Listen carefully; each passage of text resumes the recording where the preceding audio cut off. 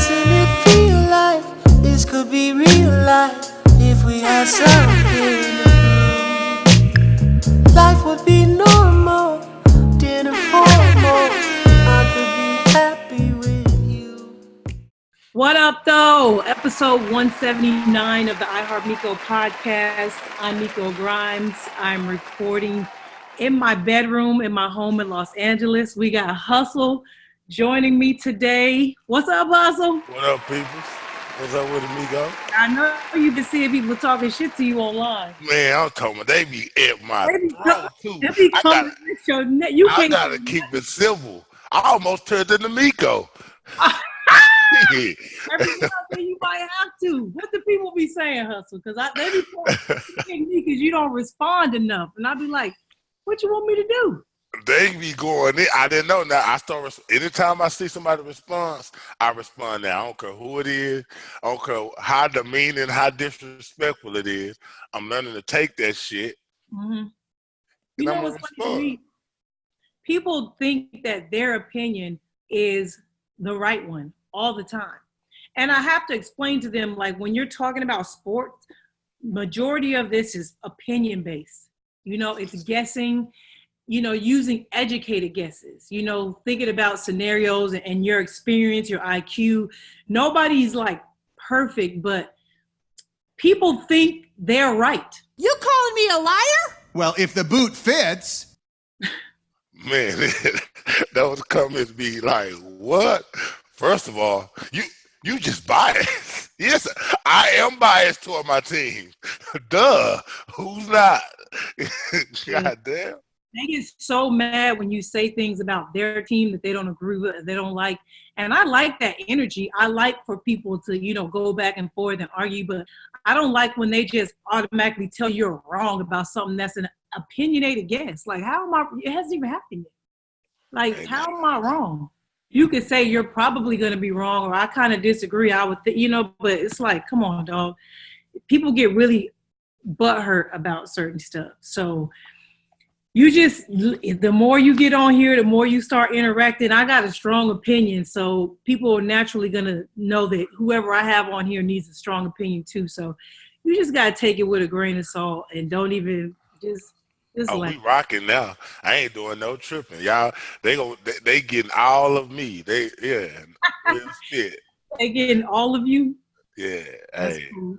So I wanted to have you on a couple of days ago. We supposed to do this Big Three conversation, but man, vacation. Aiden got sick. Oh. Yeah, he got sick right after me. But what was so good about his sickness only lasted like a day and a half because he's super healthy and everything. So he got sick, so I had to, you know, be a mom, you know, just kind of bring things down. And then it was the holiday, you know, so he had some people over when he got better, had a little pool party. So we was just chilling. I didn't really want to work too much since I worked all weekend with the Big Three. I was trying to take those days to just kind of hang out with the family and everything. Because when we get back, you know, shit's back to normal. Aiden's at school and everything. But we got to get this Big Three conversation off before this discussion is on. It's 4:20. It's officially 4:20. Oh, man. It's that time. Oh, where you at, huh? Yeah. It's always, whatever it's 4:20 somewhere. It's 4:20, yeah. Yeah, boom. Okay, so Big Three took place this weekend. Killer Threes is the team I picked early on. What team did you pick? I picked the three-headed monster just because I like Reggie Evans. You like Reggie Evans. I remember that. They took third. Yeah.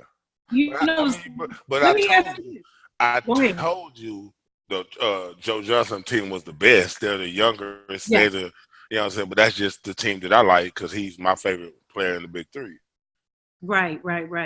Well, they got third place. Now, let me ask you this. Since you said it was an asterisk by Kawhi Leonard's championship because everybody was injured, is there an asterisk by the three-headed monsters getting third place because Power was wounded than a motherfucker?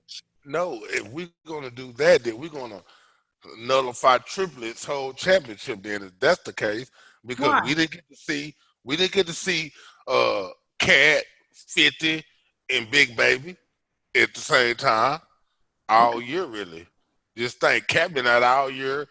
Not all year. Cat wasn't out all year. I'm talking about early on. He was Player of the Year candidate, MVP candidate. Then got hurt. That's my point exactly. Like you lose the MVP candidate, and then 50. He wasn't even the best player on the team. I mean, he was. I'm talking about as far as Corey Maggette. That's what I'm saying. Corey Maggette is the best player on the team. But I'm saying Coutinho got hurt first, is what I'm saying. You know, the first 3 games he was rocking, him and Joe Johnson. Corey wasn't playing at all in the first 3 games, remember? Corey wasn't.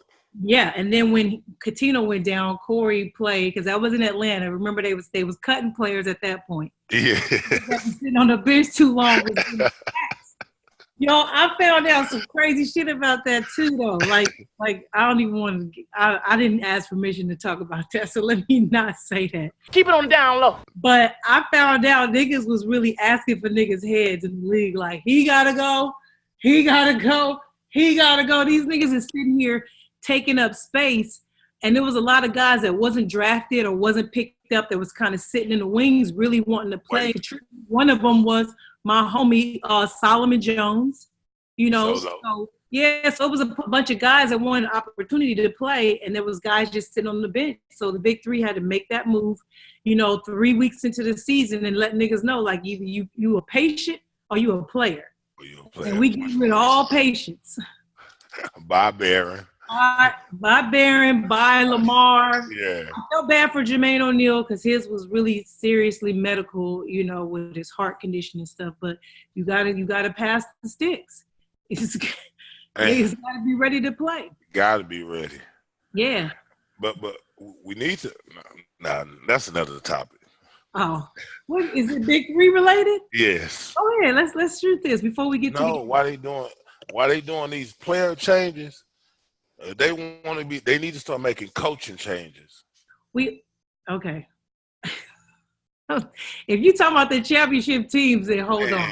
Is there other coaches too, or are you just talking about the championship? That ain't the only team, but that's the main one. Shit. You know what? I feel like what the league is trying to do, the same thing with some players as well, is they want these big name coaches because these are draws, these are ticket draws. You know what I'm saying? Like when you see certain names on the coaching roster, you don't even know if they're good coaches. You just remember their game, or you heard about their game because a lot of these guys are older, their game wasn't on TV like that.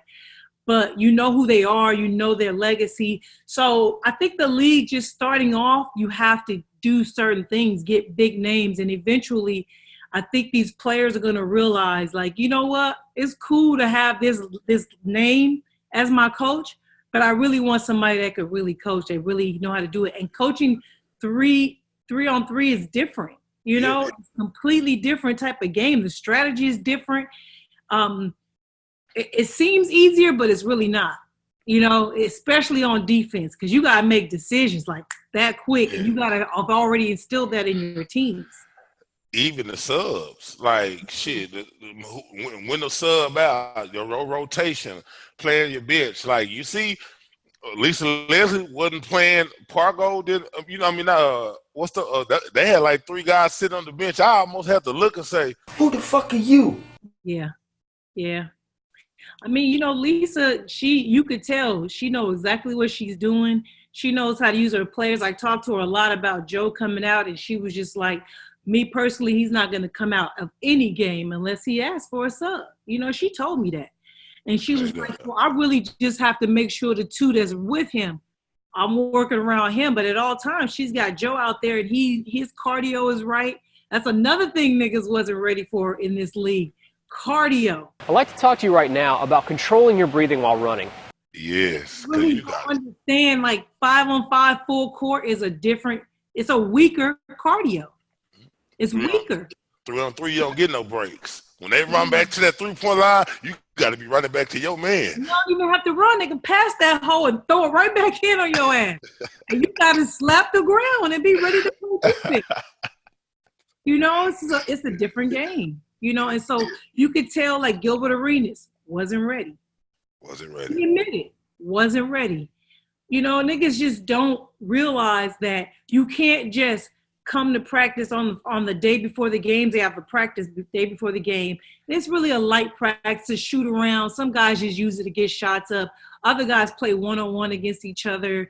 And, some coaches take it even a step further and they run sets. They have plays. So you can tell who the teams are that took it very serious and that knew, like, you know what, I want to be prepared for every moment because them shits matter. That 50 comes quick, And so I think next year, like, people are really excited now. Teams are like, you could tell niggas are mad. And I feel like niggas are going to make decisions. You can't be on the team with your friends. Just because he's a homie might not work well with you. Don't work like that, man. They're going to have to make some changes. It was exciting. I ain't going to lie. That's why I said they got to make coaching changes now. They start making player changes. You can tell they start getting serious. They won't play at the same shape. Trades and everything. Yes. Now they got to start doing the same thing with the coaching because the league is here to stay. We know what it is. We here. It ain't going anywhere. So This is a business. That we kind of, it's time to get competitive. Slowly move up on my levels of the league. I'm starting off in the projects right now, doing my own show. But you know what? I like this league. I feel like it fits me more than the NBA or the NFL because, first of all, weed is one of the sponsors. Hello. We interrupt our program to bring you this important message. These days, ladies like to smoke just as much as the fellas. So when you see him, you gotta walk up to him like, hey. Can we smoke? Can we smoke? For a minute. Just for a minute. Girl, I want to know your name. What's your name, baby? Can we smoke? Can we smoke? For a minute. Come on. Girl, I want to smoke.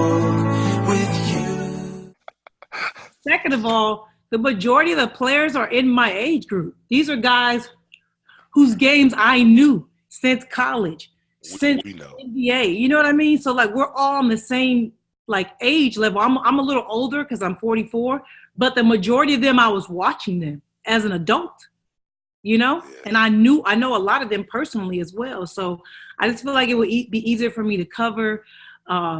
It's 3-on-3. It's quick, so it's only on the weekends. So my husband is not playing right now, but even if he was, he doesn't play in the summer. It's just something for me to do over the summer every weekend to turn up. And him and his dad got a good assistant. He was late, nigga. Got an A1 assistant. I had this nigga be my assistant at Dallas. He was late to the motherfucker get to the game. That was it. Everything else is all right. The other little shit, but you was late. What? So what we gonna do is turn me down. We're not gonna pay homage at all to none of the great things I did. You didn't give me an opportunity. You tooted your own horn before I got an opportunity. Oh, okay. The fact that when I had to do my one-on-ones and my solo interviews and my intros, you were dope. Like, you encouraged me. You helped me. You showed me, like, do it this way, because I was telling you about me needing more energy into him. So you were good. You have a lot of assets. But one of the things you cannot fucking be is late. You can't be late. You lost the job already. We talked about this with RJ when he was competing with you for that one job. RJ was late. What happened? He got smoked. You just don't have any competition. Let's keep it that way. Let's keep it that way. Man. So Corey Maggette retired. That was his last game, win or lose. He had 3 years. He won a championship and an MVP. What else is he playing for? Yeah. His body is obviously reacting and saying, hey, we could do this, but we could not. Yeah. He might make the Big Three Hall of Fame when it exists. Yeah. The top 50, Big Three? Yeah, top 50. Mm-hmm. Yeah. But Corey, I like seeing him in this league. He's just real professional. He's just a good overall human being. He represents Black men well and NBA players well. It's just a good good look. You know, he don't never say, like, I tried to get him rattled in a couple of press conferences with some questions, and he always took the classy route out of it. Like, everything. You know, I bait niggas in the press. Right. Speaks well, dress well. Like, I bait serious. niggas with certain questions. I want to get some energy. I want some attitude. I want some shit talking. He never fell for any of it. He's just a real classy guy. He's just, you know, real cool. I asked him if he remembered me because I was staring at him and he was kind of looking at me, and I was like, "Do you remember me?" He was like, "I don't know, but you look so familiar." I was like, "I used to braid your hair when you played for the Clippers." He used to call me, him and Darius Miles. I think there was somebody else on the team that had braids too. I'm not sure, but they used to call me the most random hours, 2:00 in the morning sometimes, and after getting out the club, and need their hair rebraided for the games the next day. And guess who? I was in college, and guess who was getting up going to braid that hair? Me. You got to go. They was paying. They was fucking paying. I used to give them all kind of different. If y'all go back and look at Corey McGady and Darius Miles braids when they played for the Clippers, that was me. So when I said that to him, he remembered me and everything. He was like, "Oh shit, I remember you now, yeah." And I was like, "Yeah, that was me." I went on to bust people's asses, you know, in basketball like y'all did too. I went right overseas after that too. For real? Silky. Yep, from braiding hair for extra change on the side to get buckets to hoop overseas. I was hustling in college. I had to because you couldn't work. You know, I was a 2-sport athlete, basketball and track, heptathlete, so I had to train more than everybody. But I hustled. I sold weed in college. I ain't ashamed to say it. I threw parties in my dorms where you had to pay $5 and $10 to get in, but you know, we had the hunch punch, we had the big jug of punch, and it was there till it ran out. You know, we had kegs, you know, I was hustling in college. Damn. Yeah. It was good times. But anyways, speaking of good times, did you see me doing something white at the game? Did you see it on Instagram? See you doing something white? Yes. No, what were you doing? The wave or something?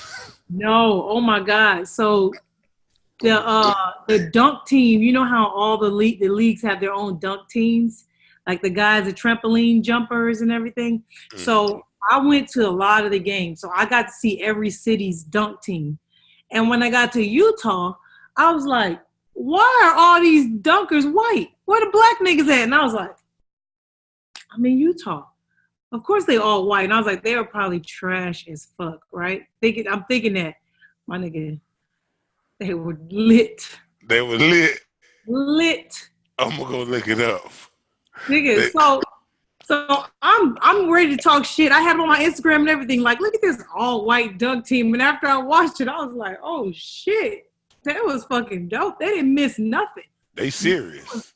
It was on. It was a lot more flipping, and like I found out later that there was some gymnasts on the team. So afterwards, so they were invited to the championship game probably because they were the best.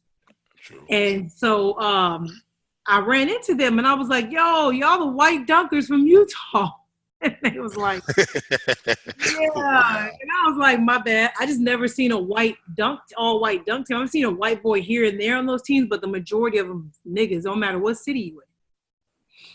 And they was like, "Yeah, you know, we white. We didn't realize that was a thing. But yeah, we all white." And I was like, well, y'all was the best that I saw the whole summer. So props to y'all. Congratulations, y'all made it to the championship. Like, that's dope. And they was like, "You want to join us for our act?" I was like, "Doing what?" And they was like, "You can sit on his shoulders. You just sit on his shoulders and they'll hold the balls like this. And they'll just jump up and grab it and dunk it." I was like, "Oh, yeah." So you holding balls. Dog, they was like, "Wait a minute. What if you stood on his shoulders and he's standing up and do the same thing?"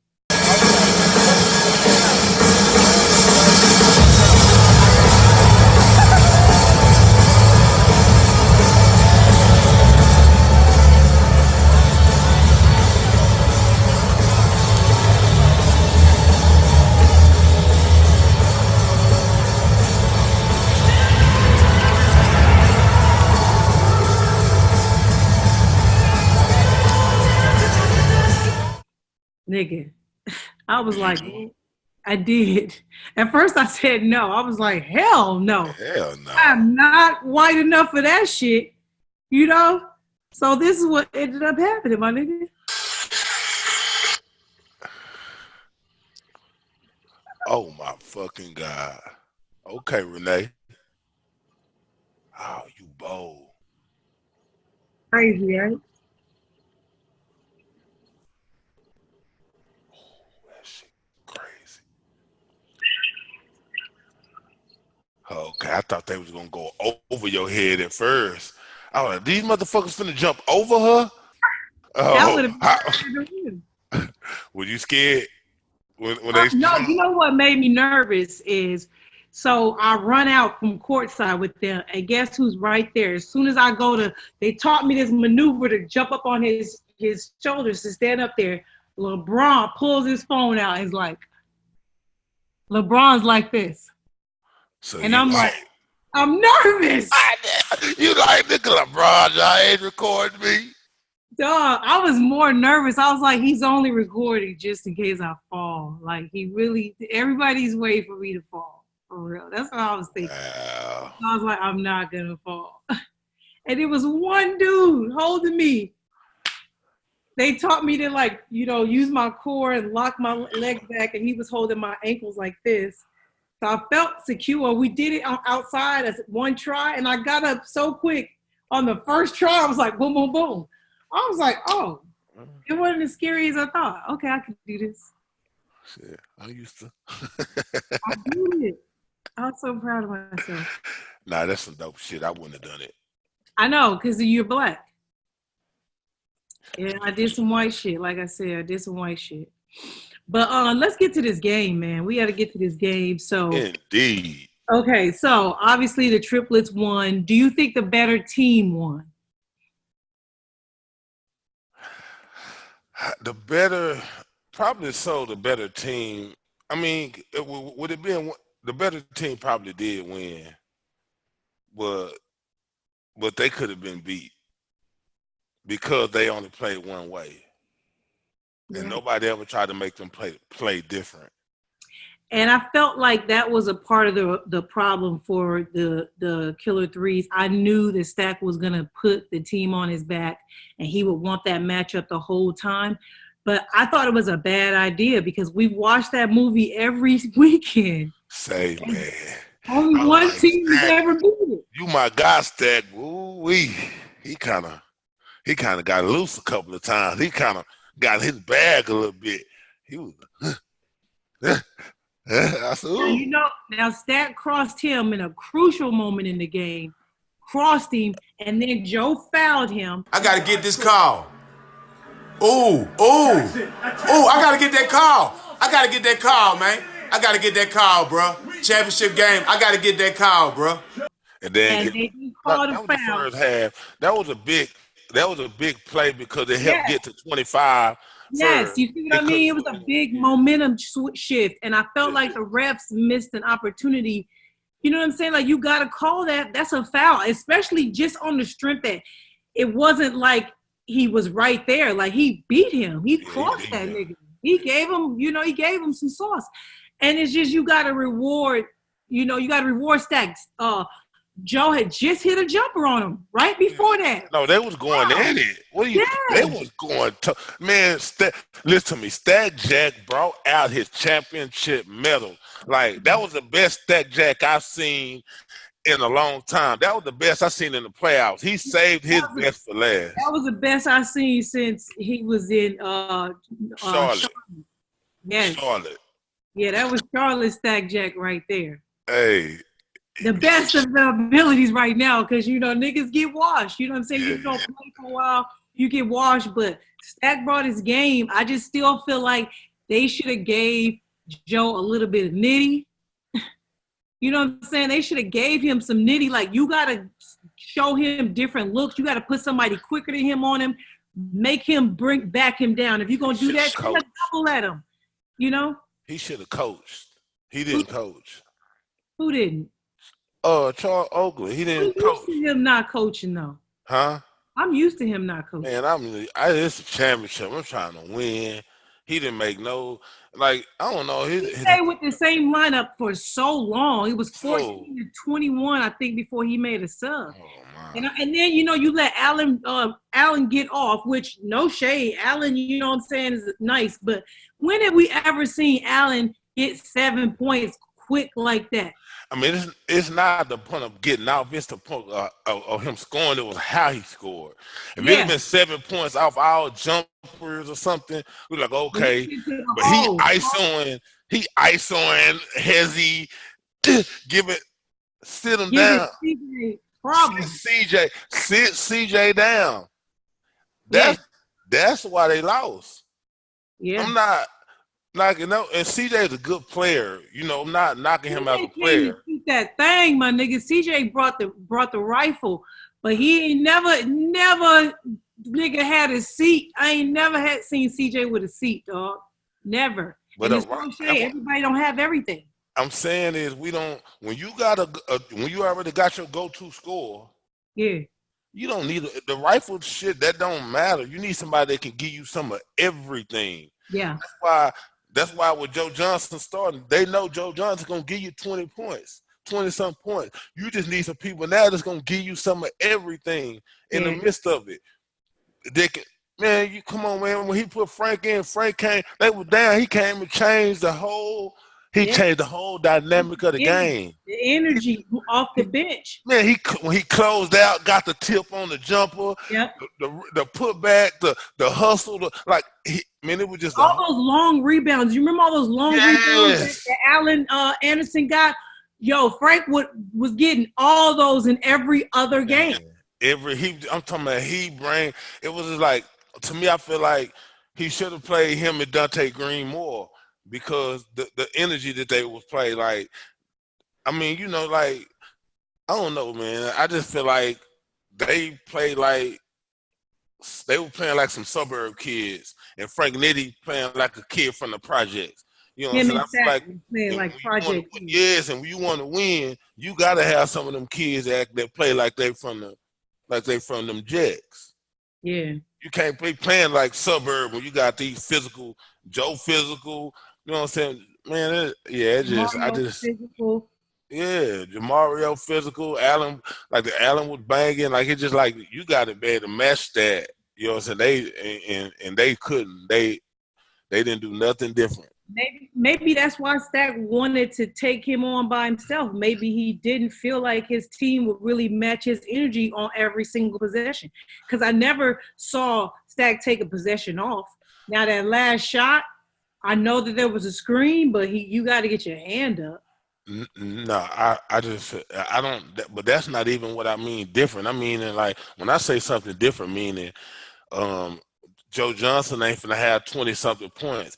Make Allen, see if Allen Anderson, can get 20-something points.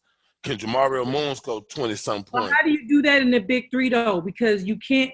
It's tough to deny somebody the spacing. You really gotta always be in some type of help. Yeah, you could be in some type of zone defense. If Allen Henderson make a three, I would rather him shoot 3 jumpers than Joe Johnson shoot 3 jumpers. Yeah. Period. You're right. That's just what it is. Zone. So what do you do? Deny Joe? Yes, no. Whenever Joe get it and he get to go to his ISO, whoever the person is at the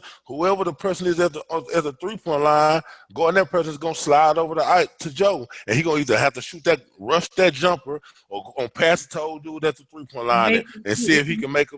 Yes, and we're gonna die by that. That's what you said. Yeah, we're gonna fly and rotate off that and see what happened. But we know for a fact, ISO Joe can't be guarded 1-on-1.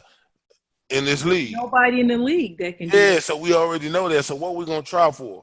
That don't even make sense. I would have put Frank Nitti on them because he's quick and made it where he would have had to turn his back and then send the help. And with Steven Jackson being 6'8", him being a tall help, let him rotate over and help. And then that's what I was thinking too. That's why I was like, they should have used Frank, but he played 4 minutes. Yeah, he played him 4. And then when you pass it out, Frank Nitti fast enough to rotate back over and stop the penetration. Easy basketball. Now this person gonna have to make 10 15 jumpers to score 20-something points to beat us. Because Joe Johnson, because I think in their whole season, Joe Johnson was the only leading scorer for them. Only.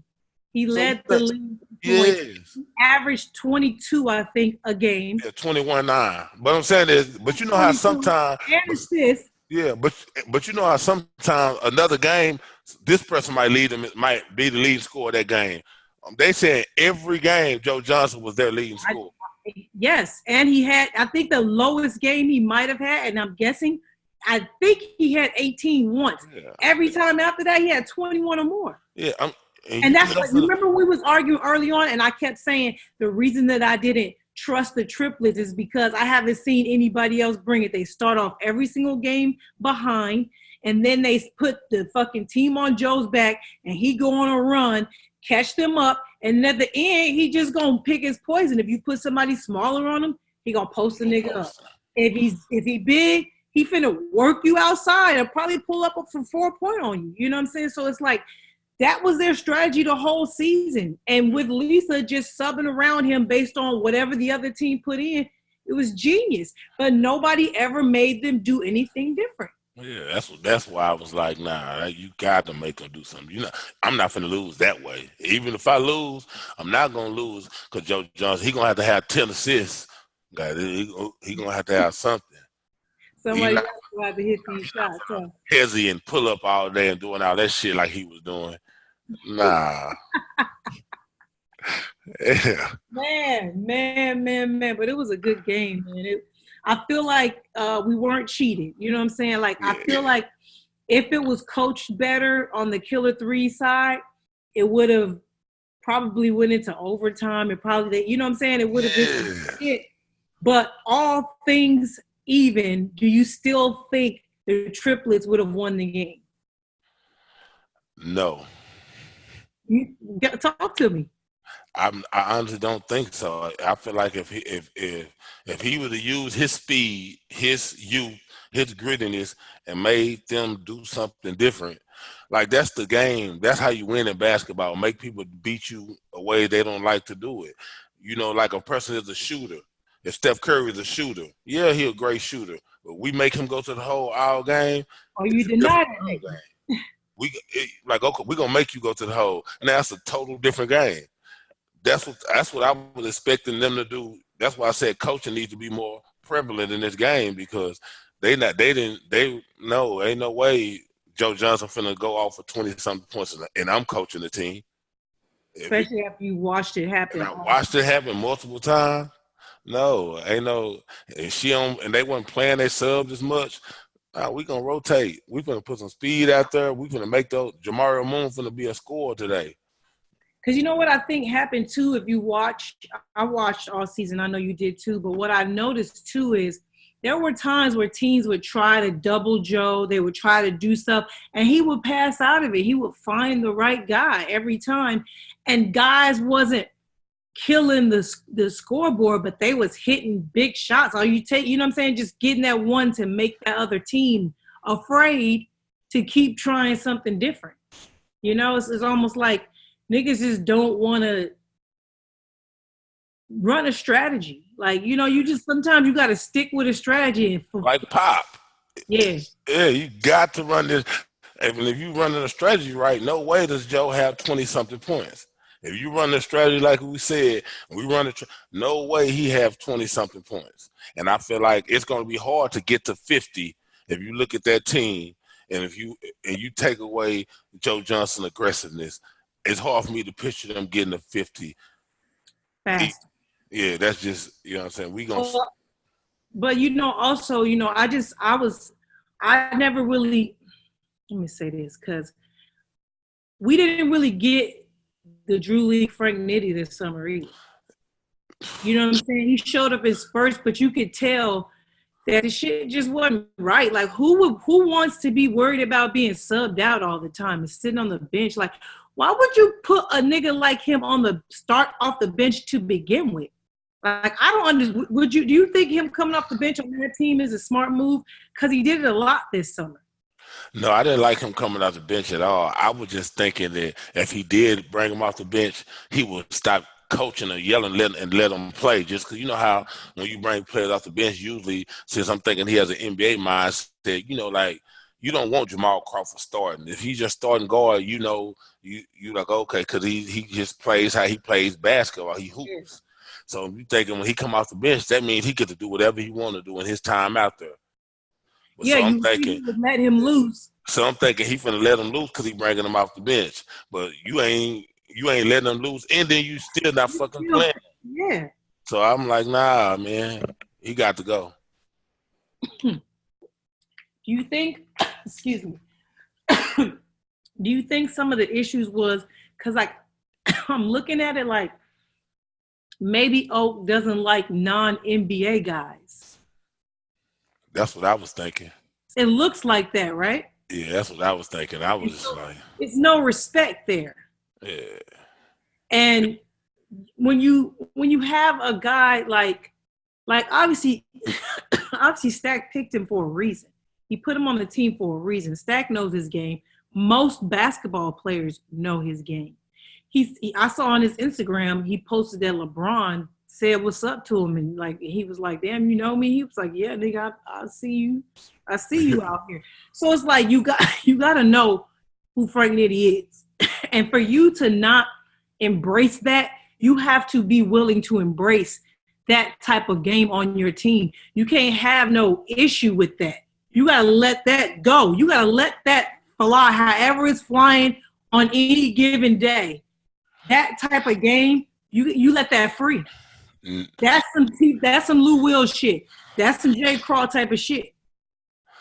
But even outside of that, are you saying, and fuck it, you basically saying that C.J. Watson is that many minutes better than Frank Nitti?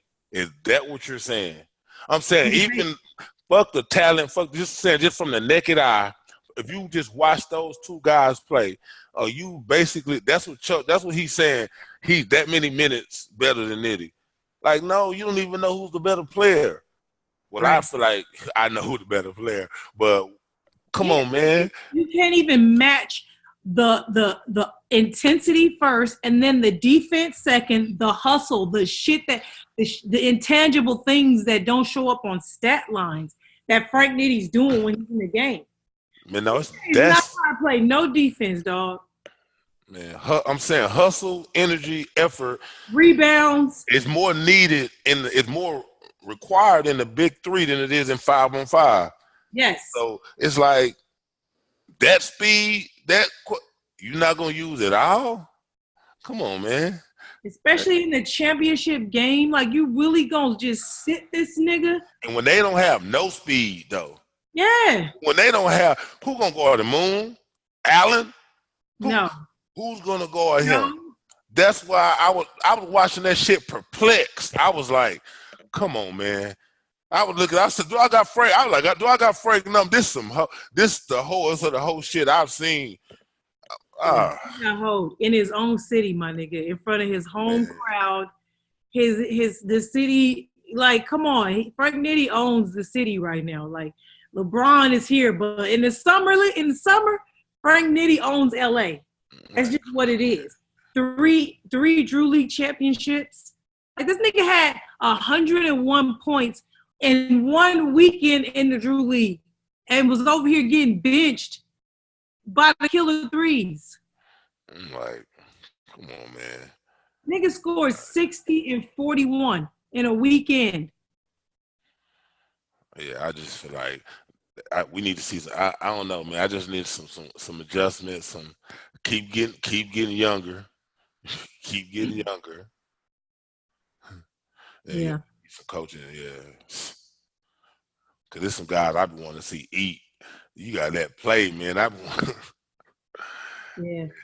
They went on a 9-0 run. I'm looking at some notes I took. 9-0 run, 39-41, 9-0 run. Moon free throws, baseline three. Allen tipped the ball, got his own rebound. Joe post up, kick out. Nigga, it just seemed like they got out hustled too a little bit.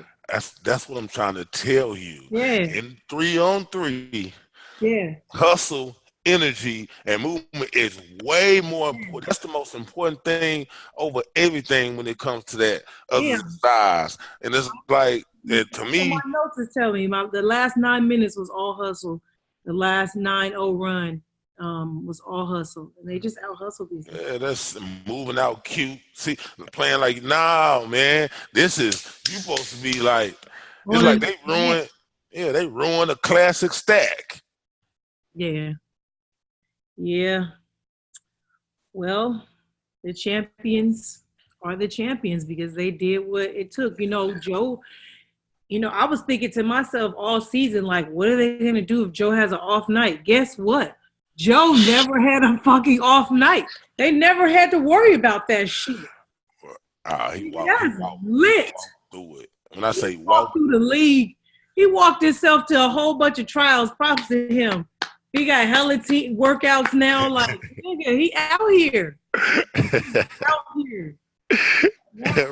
No, I don't like that. I hope that it makes other players that just retired or felt like they left a little too early on the cusp come in and play and possibly get called back up. That could be good recruiting for the league.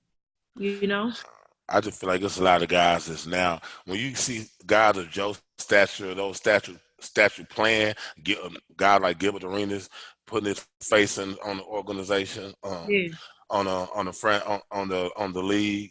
Those type of things to me will make other players more comfortable to come out. It's going to get, because it's getting better and better and younger. Like, I want to see, like, we getting more of those overseas guys or those fringe NBA players coming here playing.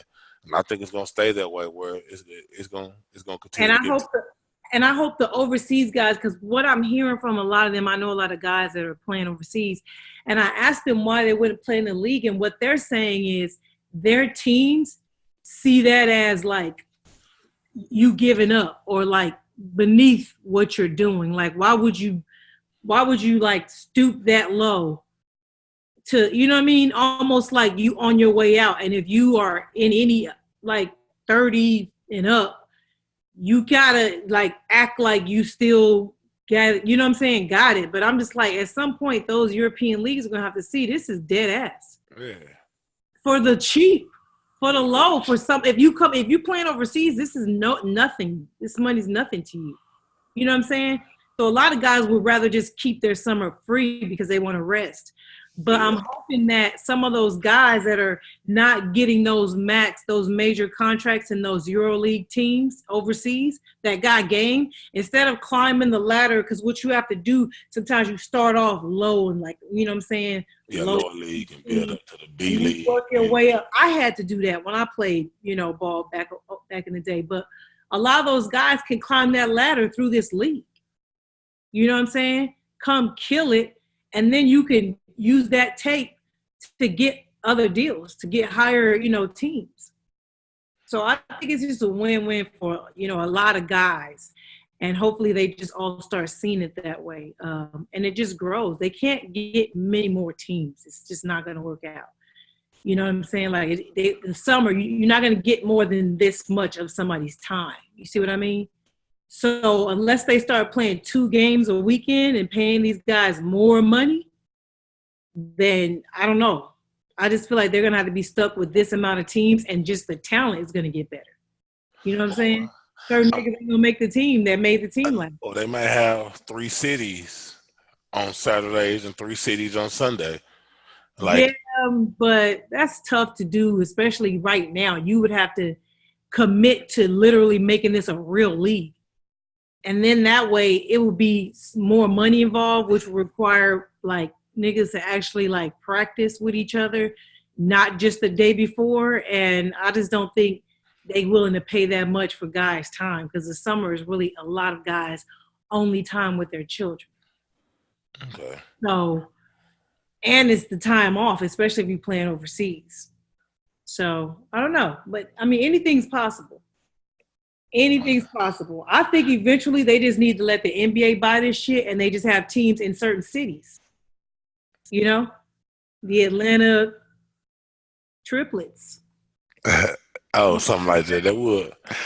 Yeah, the Pittsburgh Killer Threes. That's their colors. You see what I'm saying? So you want the NBA to have a hand in it? I mean, if the NBA puts their hand in, that's more money for the players. I'm always with that. Okay, that makes sense. And if they continue to allow them to smoke weed, if they can smoke weed in the fucking big three and it's attached to the NBA, oh, you already know the players gonna be like, whoa. How do you think this can smoke and we can't? Then at that point, we got to start talking about some other shit. So we'll see. But I think big things coming to the league. Yeah. So anyway, and we also going to probably see more women coaches because if you saw the last two women. The one with women. And they probably take it more serious too. Yeah, they dead ass about it. Yeah. And they make the players like you can't play on those teams if you're not serious. Like women, we just ain't gonna do that. We not gonna just sit around and jack off with y'all. No, nigga, we gonna do something. And I think a lot of those legendary coaches, the guys I was talking about who are, on the rosters, they might just be happy to be there. They might. Is that how you feel, or that's another? I mean, I watch practice, and there's definitely differences in coaches. Like, there's certain coaches. I mean, you were there. There's certain coaches that ain't just digging in their ear over there. A lot of niggas is shooting around. And then there's other coaches with a clipboard and shit, fucking ready. Like, yeah, so today we finna work on this. Okay, y'all get y'all shots up, but then we got to run these sets. Like, you can tell. Yeah, we seen it. That coach don't even show up to practice. Some players don't show up to practice. It's not a big deal. That's true. That is true. I seen that. Yeah, you witnessed that with me. I'm thinking I'm finna get an interview with somebody. They not there, and I'm just like, wait, are we cool with this? But that'll show you right there when you get to the playoff, when it's time to really get it done. It was fun. It was fun. Let's go talk about some more shit besides the big three. You got a little time about. Oh yeah, we good. Hold on. So I know you saw Shaq and Kobe. And Hold on. Oh wait. Hold on. Oh no, this can't be good.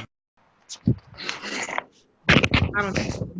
I'm gonna have to tell my editor to edit this out. Man, I thought. But I can't see the minute marker on this thing. I can see it at home because my. Man, why you didn't tell me that? I would have did that. Well, it's all right. We'll figure it out. I see a pause button. I guess I could have paused it right there. You know what? I'm going to tell him to leave all this in here. Fuck it. Hey, boy, you good. Fuck it. Anyway, so I know you saw Shaq and Kobe going at it. Kobe said if Shaq would have been more, what did he say?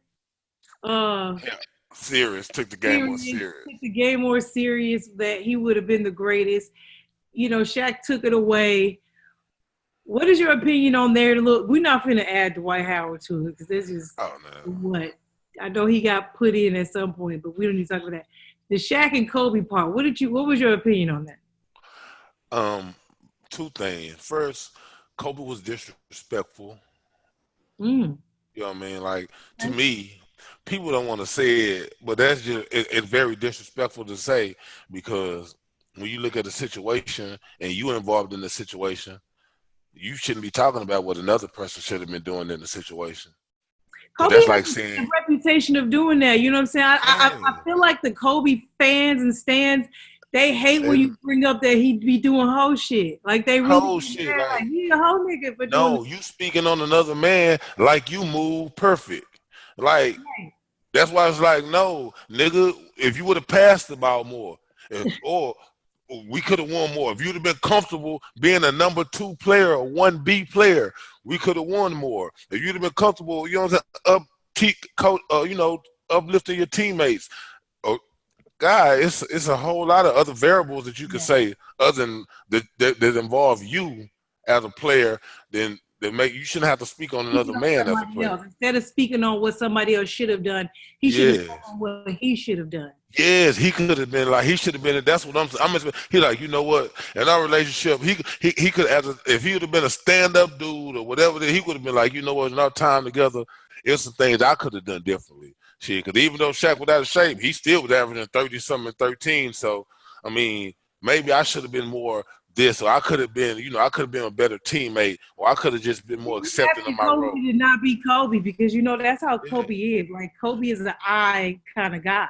Type shit. I'm just saying, like, I'd be like, that's why I feel like it was disrespectful on his part, and Shaq was just a bitch. I mean, just like, yeah, man, that's bitch shit to me. Yeah. I don't know Shaq, and I feel like, I know it sounds disrespectful, but in the hood where I'm from, that's like, if somebody say something disrespectful to you or out of line towards you, and you know it's out of line, and then you start talking about another weaker person in the room. Oh, I ain't tripping, man. We good. But that weak motherfucker over there, he better get his ugly ass on. Yeah. Why are you talking about him? And this the motherfucker that's been this the motherfucker that got you traded. This the motherfucker that keep taking shots at you in the media. This the motherfucker that told on your wife. You know what I'm saying? Like, God, this the motherfucker. Why do you think he does that though? Like, why do you think that there's a reason? Like, because to me, he has every right to say something, but do you think it's because Shaq's trying to not be like a nigga? Maybe, I don't know. That's what I said. I don't know. That's why I said I don't know if it's don't want to be that or whatever it may be, but that's some weird shit. Like, but with everybody else, you don't be giving a fuck. You talk about them. You got your Shaq and the fool. You got this, and you say everything under the sun about everybody else. But when it comes to that, you don't say nothing. Maybe Kobe knows where some other dead bodies are buried. And Shaq knows that. You know, and maybe he's like, hey, nigga, ooh, I want to, ooh, you lucky you know that shit, nigga. Hey. You didn't know that shit, I will flame you. Maybe that, you know what I'm saying? Maybe he knows some other dead bodies, and Shaq is just like, ooh, I swear I could get him. Let me get Dwight for him. Like, I'm going to hit Dwight in the mouth, because Kobe don't like Dwight either, so. So that's what I'm saying. Let me make cool with Kobe. I don't know. That's what I'm saying. Like, man, at some point, you're going to be like, say, bro, keep my name out your fucking mouth. When you interview, talk about you. Yeah. If you don't got nothing good to say next question. So now I wanted to ask you this, because I kind of knew how you would respond to that, but now I'm setting you up. So now I want to ask you this. So who would you rather, Shaq or Kobe, in their prime? I mean, everybody would take Shaq. Man, come on, man. And like, nobody I know has said Shaq yet. Nobody can stop you. You are a mammal. He just wanted to die. That's fine. Ho! Ho! Ho! In so much anger. Catch. Ho! Elbow. Move. Hey! What you thought? Get that out of here. One dribble. Escalate. And I bet everybody you asked was from L.A. probably, too. God damn. Everybody you asked from California. I didn't see anybody on social media, any of the media people picking Shaq either. Yeah, man, I don't know. That's the weirdest shit on earth to me. So if you had one choice, if you could only pick one of them, you would pick Shaq over Kobe. Yeah, I wouldn't even hesitate. That's like I've seen him dominate on the biggest stage. I've seen him dominate on the biggest stage. No, I haven't. Why not? I've seen him shoot a lot on the big stage. I've never seen him dominate on the big stage. I've seen Paul Gasol come through in the fourth quarter on the big stage for him. I've never seen a Dwayne Wade type of performance, a Magic Johnson Game 7 type of performance, LeBron James Game 5, 6, or 7 type of performance, Tim Duncan almost quadruple double in the Game 4 type of performance. Shaq averaging 38 and 16. We've never seen nothing like that when we mentioned Kobe. He's played in 7, 8 finals. So no, stop that. He had a good series. against Orlando. You be doing all my dirty work. Did you hear me just say I'm going to set you up? I'm just saying, man. I like Kobe. He's a great player. But when y'all do this, is y'all that's disrespectful, man, to all the other Let me tell you what the majority are saying about why Kobe should be picked over Shaq is that Shaq needs someone to give him the ball, period. Kobe don't need nobody to give him the ball. He can do it all by himself. Shaq actually needs somebody to give him the ball. We talking about winning. We talking about basketball and winning. And I know shit, because if that's the case, we shouldn't talk about no bigs being good or no, like that's. Talking about no bigs being more important than I feel like it's no. Man, it depends. I don't feel like it's always exception. Very many big men that I would choose over a dominant top 50 guard. Yeah, it's 4 of them. We know who those. Tim Duncan. From our era, Elijah Wan, Shaq, Tim Duncan, and hell no. Oh, come on now. I'm sorry, my fault. The Admiral? We talking about like up there. Yeah, we talking about like even Admiral. Yeah, Admiral's in that conversation. You know what I'm saying?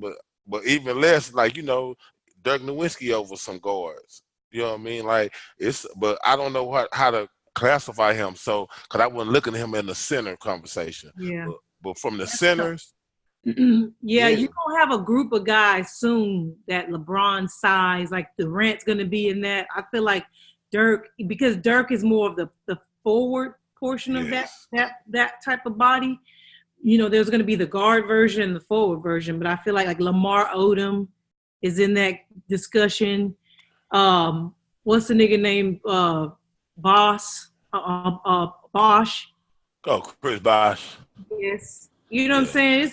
It's a little tweener area right there, and I think that position is going to continue to dominate the NBA as long as we continue to have all these GMOs and have all this soy in the food, and men keep drinking cow titty juice and thinking it's making their bones strong. We're going to continue to see those type of bodies playing, shooting guard.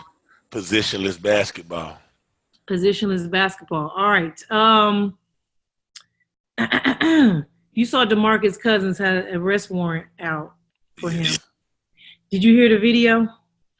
No, I didn't listen to it. I feel sorry for him. And I listened to it, and I'm gonna keep it real.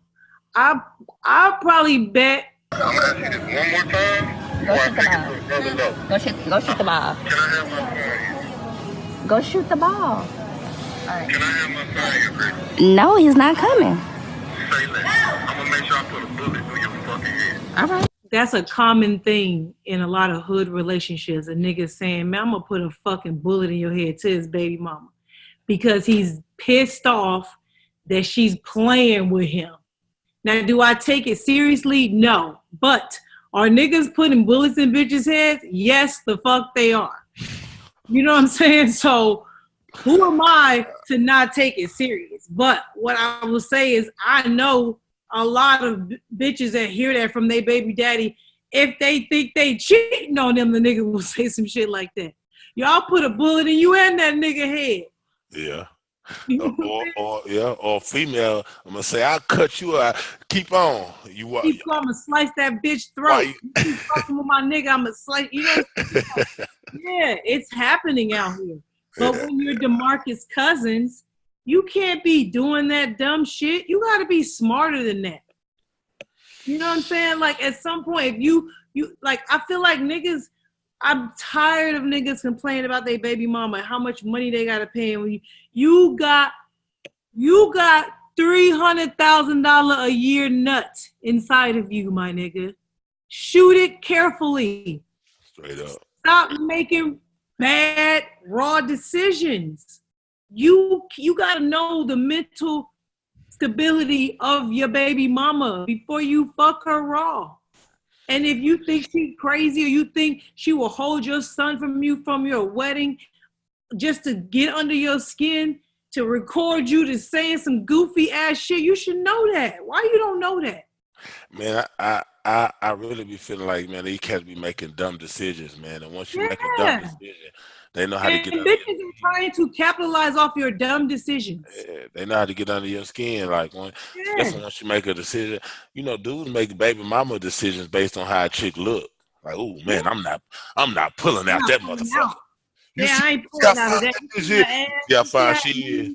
I ain't pulling out. I'm standing there, all muscle. Next thing you know, you're on Instagram bitching, talking about your son, your baby mama got a whole new body on you instead of using the money to take care of your kid. Oh, well, nigga, you don't get to decide what she do with the money. Make better raw decisions. Make better raw decisions. Yeah. Yeah, you get something you can't get back. And now you have a warrant out for your arrest and you can't travel because you just had ACL surgery. He got married on Saturday, had the surgery wrapped around that next Monday. And now he can't fly and there's an arrest warrant in like Alabama or somewhere. That's where you're from. I'm just like, this is what you get. Like everything is just going bad for him right now. Like he just keep having injuries and then they lost the championship, so he never got a ring. He never got a bag.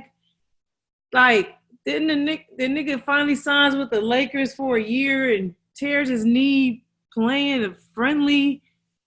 And now you got an arrest warrant. Like, it's like, man, his one, he going from potential first ballot Hall of Fame to what happened to what's his name?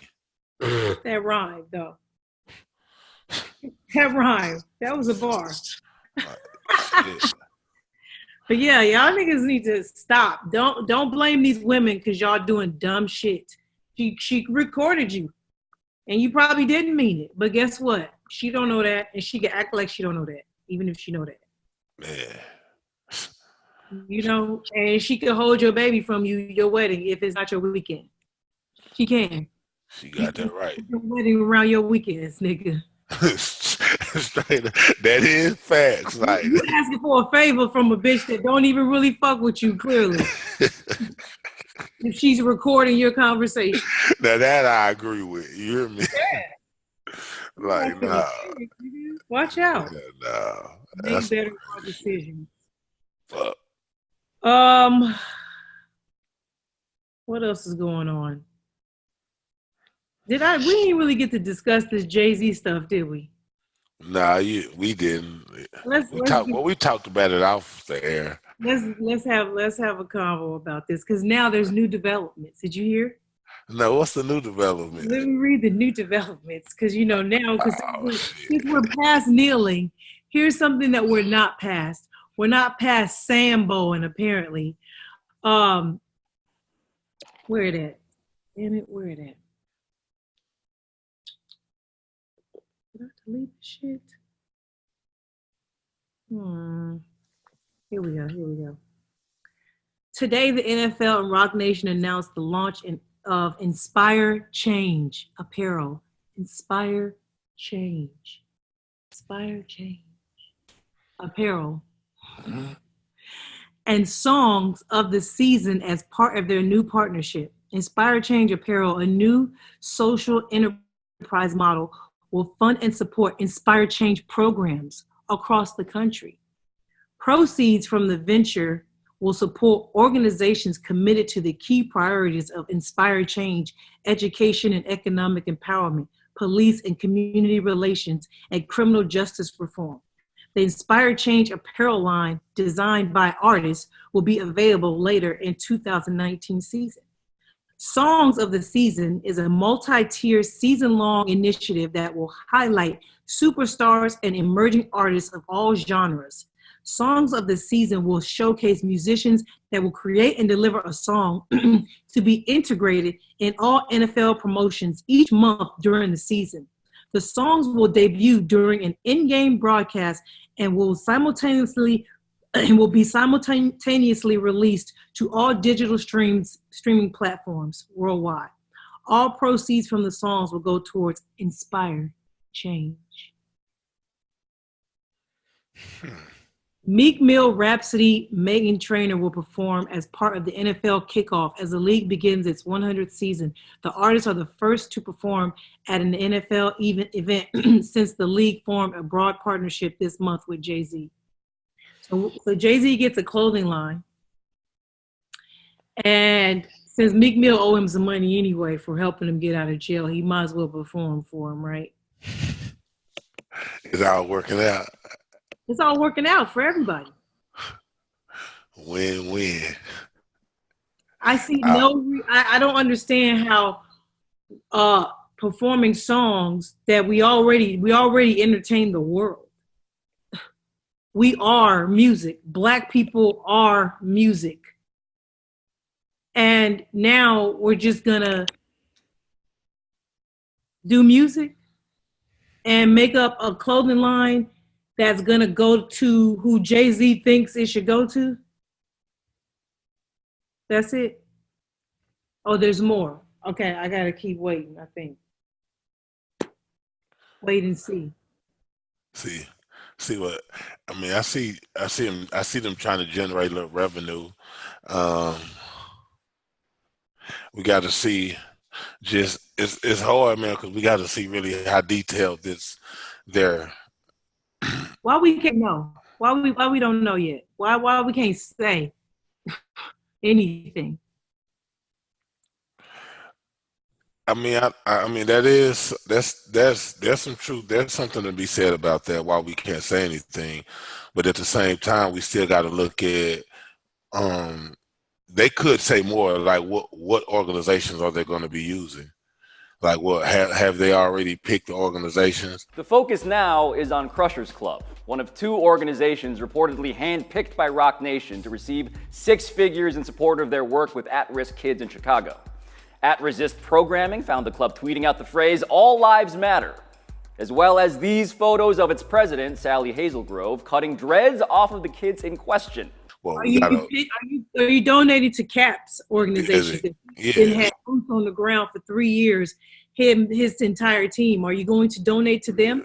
Are you going to donate to Michael Thomas's organization? You know, he's been doing these backpack drives. He's been doing all this work. Kenny Stills. Where are you going? Because these are the guys that you said were past kneeling. And since you didn't talk to them and ask them why they're still kneeling, you wouldn't know that they are doing other things. Also, you're doing stuff you're trying to do. You could have did it with them, partnered with them. You could have made this whole playlist, this little album for the community with them. Yeah, that's why I'm seeing the gap at. That's what I'm saying. Like I don't wanna speak negative about a movement or something they're trying to do, but we do need more information, and it can be available at some point. It should be, just like how right now they were able to come with these music playlists and their apparel. They already have revenue ideas in mind. They can already have some organizations, platforms that they're going to use. What organizations are going to be the main focus?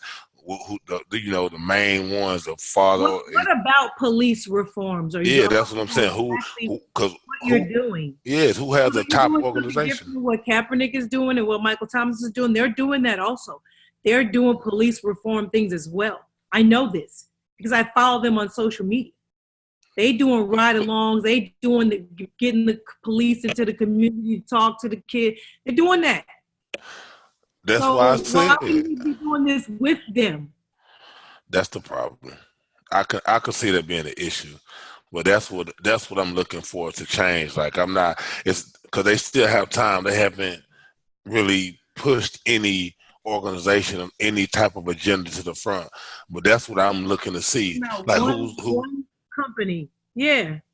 Who's the company? Who's going to be the major organizations? Like, what's the number one police reform place, group, organization? What's the number one, hate crime group, organization? Who in what cities, what states? Like I was thinking that they're going to use that platform to make their light bigger. Yeah. To give us our information about those people and how it's going to make it, to make more people come together. Yeah. But if that don't happen, then it's some bullshit, and people can say all those negative things that they're saying about Jay-Z to be true, but it's starting out shaky. Mm-hmm.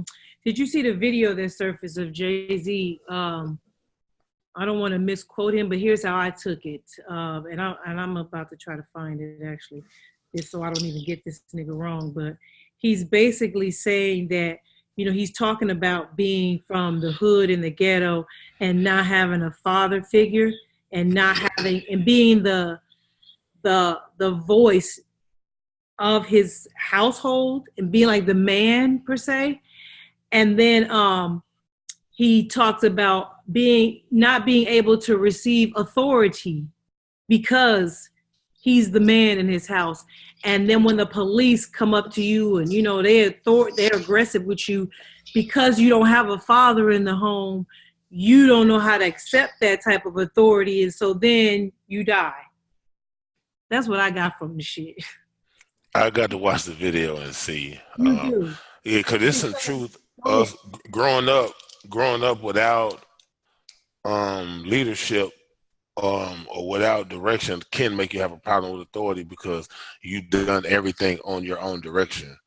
But that and us getting killed by cops don't go hand in hand. That's stupid. I don't give a fuck if every single black person, everything. Police is still gonna do what the fuck they do. Yeah, that's stupid. Growing up in a single parent house, which I grew up in, which Meek grew up in, and having an adverse feeling for authority, right? Your father's gone, so you like, I hate my dad. Well, nobody tell me what to do. I'm the man in the house. And then you hit the street and you run into a police officer. And his first thing is, put your hands up, freeze, shut up. And you like, excuse my language, everybody. You like, fuck you. Right? So that interaction causes people to lose lives. Yes, like in my opinion, those bad example also. No, those are not examples that we should use. Yeah, because those are unfair examples. Because those examples are painting narratives and painting pictures and making it seem like every time we get pulled over, every time something happens, this is what we doing. We doing this because of this. Yeah. Yes, they're not. Nobody's saying fuck you every time either. A lot of these people that's dying, getting shot in the back, nigga. Yeah, like it just, running. Yeah, those words or that's those were some ill-advised words. Kind of sound. Those are ignorant. That's an ignorant statement. This is why I say that the NFL, they smart as fuck. They done took everybody's daddy, all the black community's daddy, and said, guess what? He's on our side now. So now y'all got to come on back. Y'all got to be on this side too, because Jay-Z's with us. And whatever he does and whatever Beyonce does, the black community does because of the things that they have done. But I feel like people don't really, it's almost like they don't even understand the disrespect he did to the people that are still kneeling in this league that is clearly don't have no reason to do anything for the black community. For what? No one does anything for us. This government don't do nothing. Nothing is for the black person in this country. We're the last to get approved for loans, for anything, for businesses, homes, anything. We're the last to get the jobs.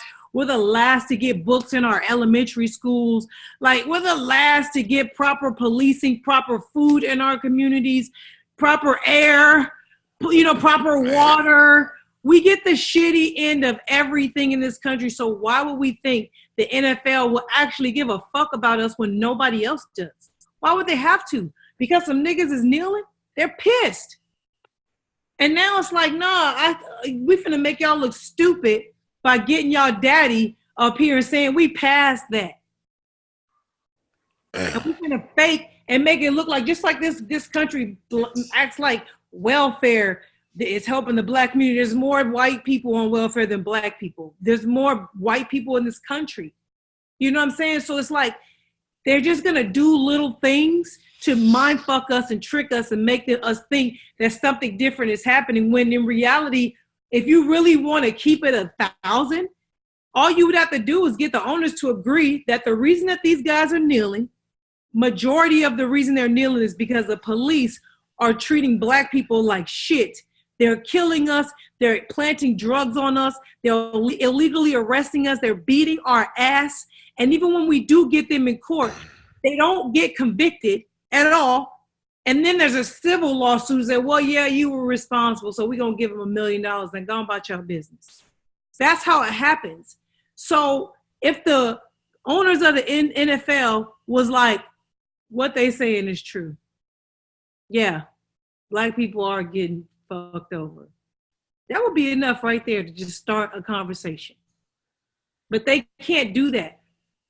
They cannot go against their own system. And then we put somebody, and then a person that we entrusted in, that you put in to be as the face of it, of our movement, supposed to be the voice for us, for our people, gets up there and make comments like that instead of, make the comments like he made, instead of comments like, we can be doing, what they're doing is wrong. Like they're gunning innocent people down. Instead of speaking on that and saying, what can we do to make them look at us as people and not something other than whatever, however they're looking at us. Instead of talking like that, he talking like putting the onus on us.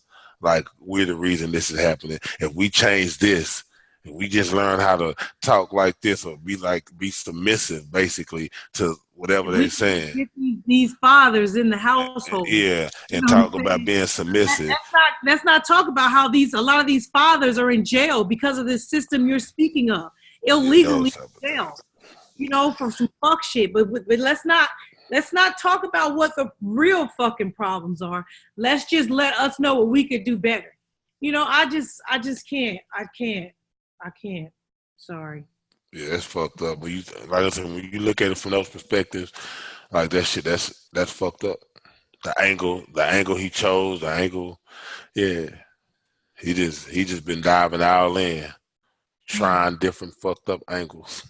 But like I told everybody, I'm gonna pray. I'm gonna wait and see. I'm gonna hope for the best. I want something positive to come of this. If Jay-Z can get these NFL owners to be like NBA owners, if they could actually allow players to capitalize and market themselves, not just a shield or a number, all that shit. NBA players is marketed as their face. NFL players is marketed as a shield. At least get some guaranteed money in these fucking pockets.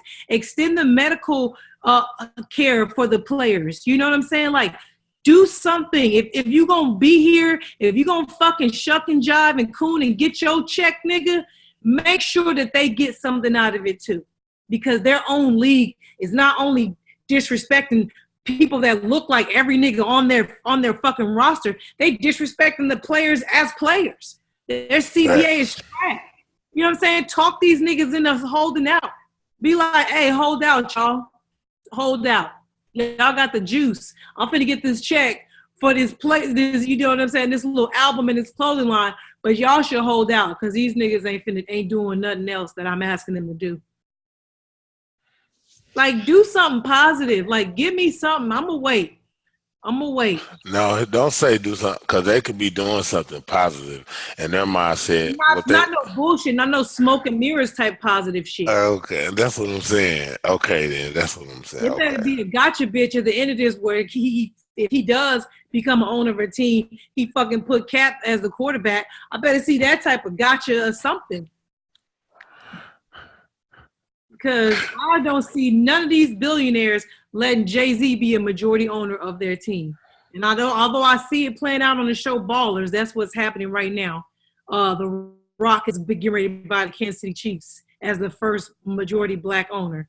And I feel like all this was going on, and they pretty much about to play it out. So I want to see how it happens on Ballers and see if it happened the same way in real life. If Jay does, he don't have enough money by himself to become a majority owner. He doesn't.